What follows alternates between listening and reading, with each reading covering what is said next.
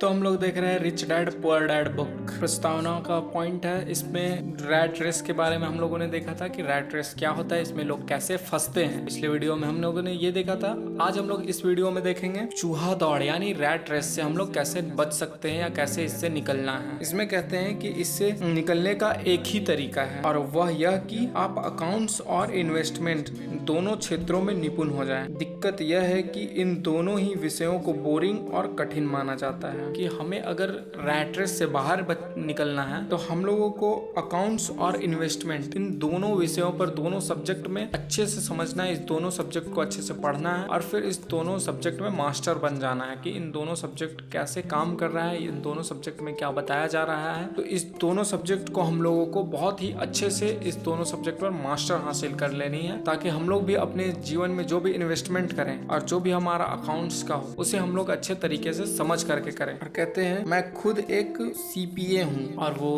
महिला फिर कहती है, फिर वो कहते हैं कि मैं खुद एक सीपीए हूँ और मैंने बिग एड अकाउंटिंग फर्म के लिए काम किया है। एक अकाउंटिंग फर्म में उन्होंने काम भी किया था। मुझे यह देखकर ताज्जुब हुआ कि रॉबर्ट ने इन दोनों बोरिंग और कठिन विषयों को सिखाना कितना रोचक, सरल और रोमांचक बना दिया है। सीखने की प्रक्रिया इतनी अच्छी तरह छुपा ली गई थी कि जब हम चूहा दौड़ से बाहर निकलने के लिए जान लगा रहे थे तो हमें यह ध्यान ही नहीं रहा कि हम कुछ सीख रहे थे। और रॉबर्ट कियोसाकी जो है उन्होंने खेल खेल में ही इतने अच्छे तरीके से इस सब्जेक्ट को बताया कि और खेल खेल में ही इस सब्जेक्ट को इतना आसान बना दिया कि लोग खेल खेल में ही सीख जाएं। और कहती है कि जब हम लोग वो खेल खेल रहे थे तो हमें मालूम ही नहीं था कि हम लोग कुछ सीख रहे हैं। शुरू में तो हम एक नए शैक्षणिक खेल का परीक्षण कर रहे थे, परंतु जल्दी ही इस खेल में मुझे और मेरी बेटी को मजा आने लगा। खेल के दौरान हम दोनों ऐसे विषयों पर बात कर रहे थे जिनके बारे में हमने पहले कभी बातें नहीं की थी। एक लेखपाल होने के कारण इनकम स्टेटमेंट और बैलेंस शीट से जुड़ा खेल खेलने में मुझे कोई परेशानी नहीं हुई। मैंने खेल के नियम और इसकी बारीकियां समझने में अपनी बेटी और दूसरे लोगों की मदद की। उस रोज मैं चूहा दौड़ से सबसे पहले बाहर निकली और केवल मैं ही बाहर निकल पाई।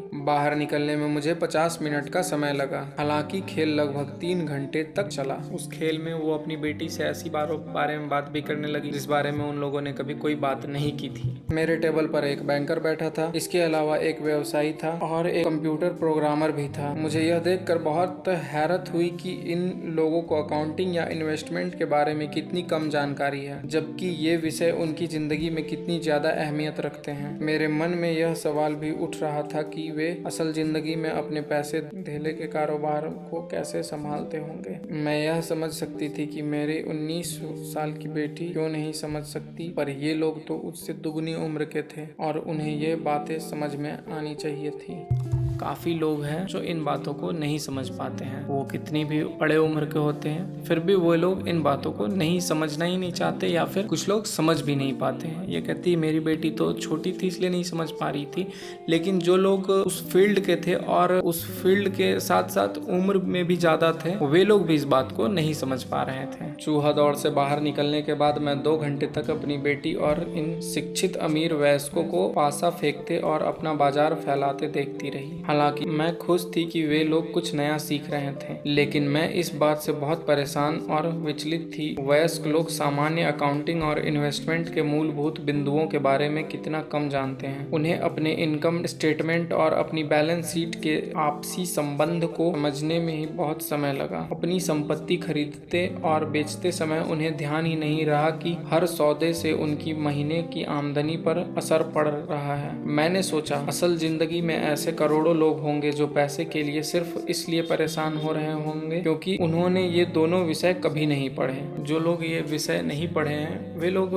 पैसे को लेकर के अपने जिंदगी में हमेशा परेशान ही रहते होंगे। मैंने मन में सोचा भगवान का शुक्र है कि हमें मजा आ रहा है और हमारा लक्ष्य खेल में जीतना है। जब खेल खत्म हो गया तो रॉबर्ट ने हमें 15 मिनट तक कैश फ्लो पर चर्चा करने और इसकी समीक्षा करने के लिए कहा। मेरी टेबल पर बैठा व्यवसायी खुश नहीं था, उसे खेल पसंद नहीं आया था। मुझे यह सब जानने की कोई जरूरत नहीं है, उसने जोर से कहा। मेरे पास इन सब के लिए अकाउंटेंट, बैंकर और वकील है जिन्हें यह सब मालूम है। रॉबर्ट का जवाब था, क्या आपने गौर किया है कि ऐसे बहुत से अकाउंटेंट हैं जो अमीर नहीं हैं, और यही हाल बैंकर्स, वकीलों, स्टॉक ब्रोकर्स और रियल एस्टेट ब्रोकर्स का भी है। वे बहुत कुछ जानते हैं और प्रायः वे लोग स्मार्ट होते हैं, परंतु उनमें से ज्यादातर अमीर नहीं होते, क्योंकि हमारे स्कूल हमें वह सब नहीं सिखाते जो अमीर लोग जानते हैं। इसलिए हम इन लोगों से सलाह लेते हैं। परंतु एक दिन जब आप किसी हाईवे पर कार से जाते हैं, आप ट्रैफिक जाम में फंस जाते हैं, आप बाहर निकलने के लिए छटपटाते हैं। जब आप अपनी दाईं तरफ देखते हैं तो वहां आप देखते हैं कि आपका अकाउंटेंट भी उसी ट्रैफिक जाम में फंसा हुआ है। फिर आप अपनी बाईं तरफ देखते हैं और आपको वहां अपना बैंकर भी उसी हाल में नजर आता है। इससे आपको हालात का अंदाजा हो जाएगा कि ट्रैफिक जाम में बैंकर, अकाउंटेंट, चाहे कोई भी हो, जिसको नॉलेज नहीं है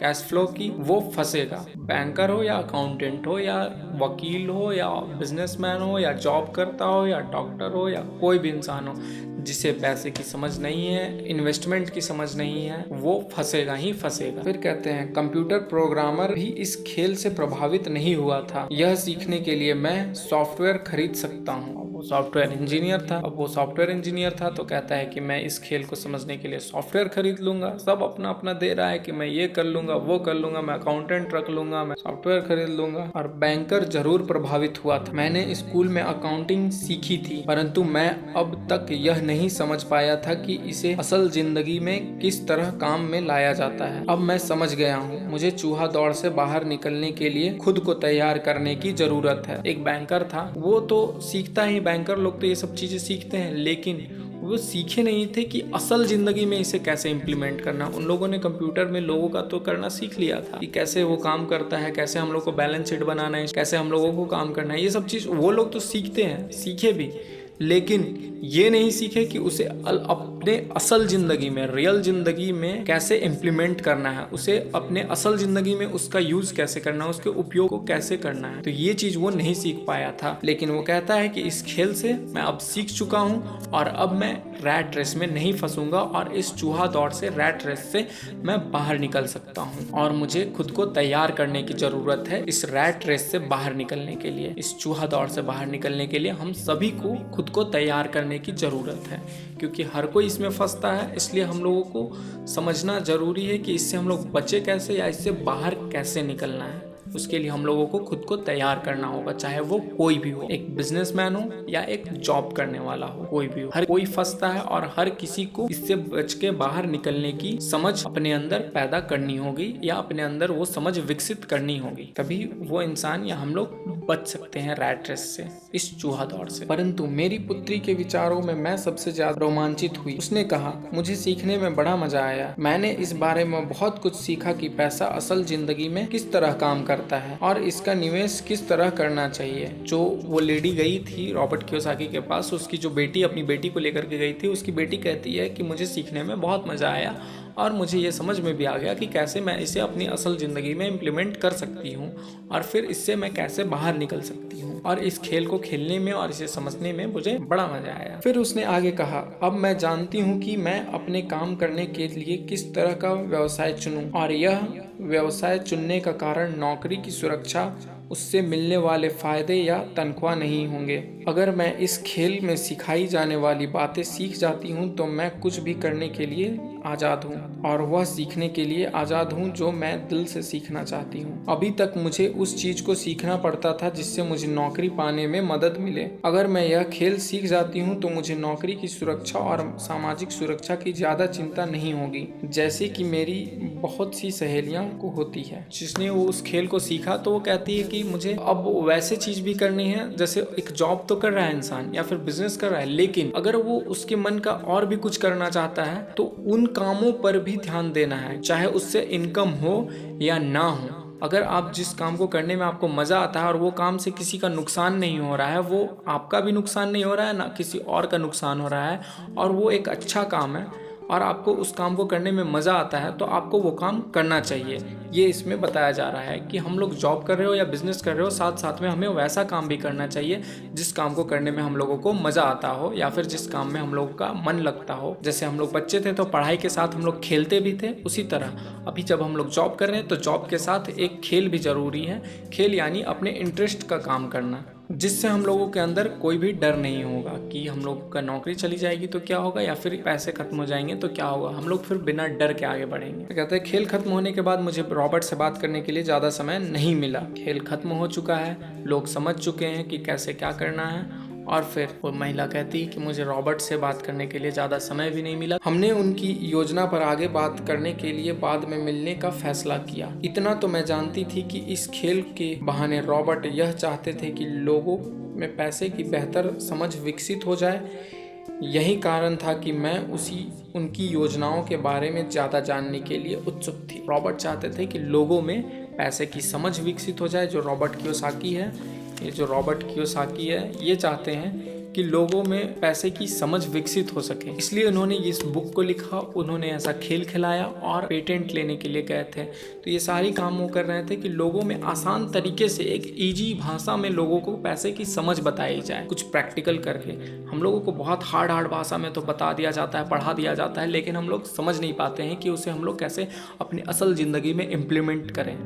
तो इसलिए रॉबर्ट ऐसा खेल एक बनाए और एक ऐसा बुक लिखें। इस बुक में भी बहुत ही इजी और बहुत ही आसान भाषा में बताया गया है कि इसे हम लोग पढ़ करके और इसे जान करके हम लोग समझ जाएंगे कि हम लोगों को भी कैसे पैसे से काम करना है। ठीक है, तो इस वीडियो में इतना ही। अब हम लोग नेक्स्ट वीडियो में आगे बात करेंगे कि कैसे वो लोग फिर मिली और बात करी, फिर आगे का क्या बात होता है। ठीक है, तब तक के लिए धन्यवाद।